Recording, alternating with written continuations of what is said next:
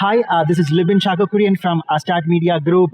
We are here at Air Cargo Africa 2023, joining you from Johannesburg, South Africa. For any industry, including air cargo, it is one of the biggest challenges to have all the stakeholders coming to one platform and deciding or influencing the future they really want to have. Cargo IQ is one of such platform that brings together and helps all the stakeholders to influence and decide the future standards that they want to have. Today, I'm joined by the executive director and one of the founding fathers of Cargo IQ. Joining me today is Lothar Moehle, and thank you so much for joining us today. You're welcome. Cargo IQ recently celebrated the 25th anniversary, and what does that really mean to the global air cargo industry? What is the influence that Cargo IQ really had on the industry? Thank you very much for having me and asking this very important question. Cargo IQ was founded 25 years ago, that's correct, because the shipper community criticized the traditional air cargo industry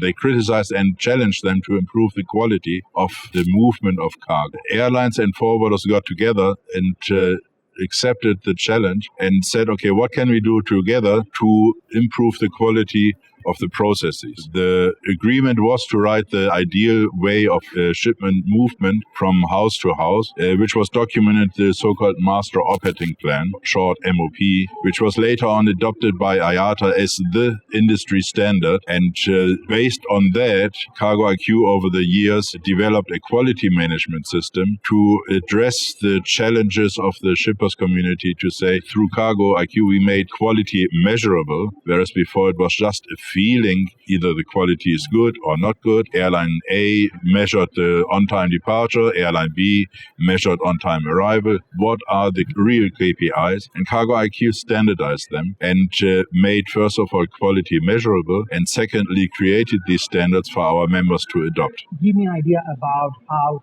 Cargo IQ influenced your career, your personal career, and leading up to taking charge as the executive director of Cargo IQ. You addressed me as founding father. The fact is, I was there at the very beginning. I helped to write the MOP. That was surely my initiator to become a specialist, if you like, in the air cargo processes. And I was always, as representative of my company, in the important work of Cargo IQ at various levels, be it on the side of a working group, be it previously as a stint as European director. Then I thought I'd leave Cargo IQ, go back into the industry, but no, I was elected to be a board member of Cargo IQ. And then 2 years ago, when our previous executive director left the organization, the board of Cargo IQ asked me to step in and take over so that organization can develop further. Cargo IQ is more a collaborative platform. You already mentioned that it's a very small team, for example. These are members that control it. So it's very important to have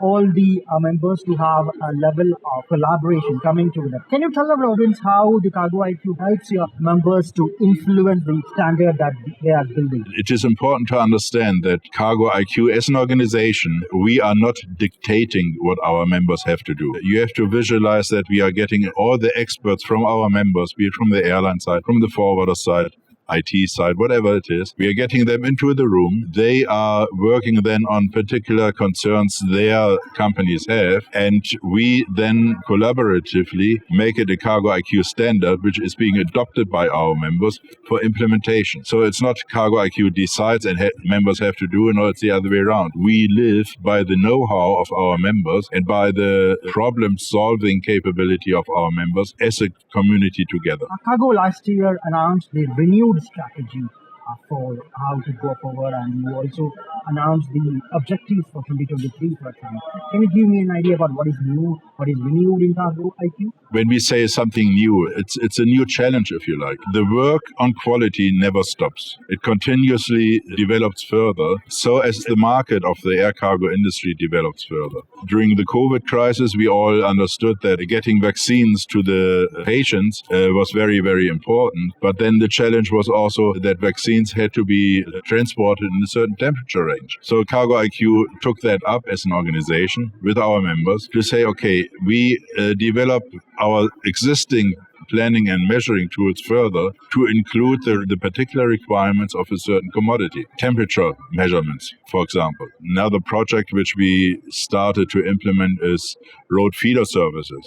We all know that the airlines from remote airports have to transport the air cargo by truck. That is a little hole in our logic so far, and we are addressing that by making sure that the leg operated by a truck in future can be measured, planned and measured, same as the airport-to-airport movement. And last but not least, also we are looking at non-flight specific movements. Very often the customer, the shipper, is quite happy to say, okay, here's the shipment, it's ready, just tell me by when it will be at destination, and that's what I hold you responsible for and accountable for, without insisting on certain flight numbers or routing. So the airline has far more flexibility how to move the shipment from A to B. As long as it gets there at destination at the promised time, the shipper is happy. Whereas today we are operating only on flight-specific movements. In future, we can do both. So these are just three of the challenges we are addressing in our movement, in our strategy going forward. Can you put these activities in the context of the African air cargo industry?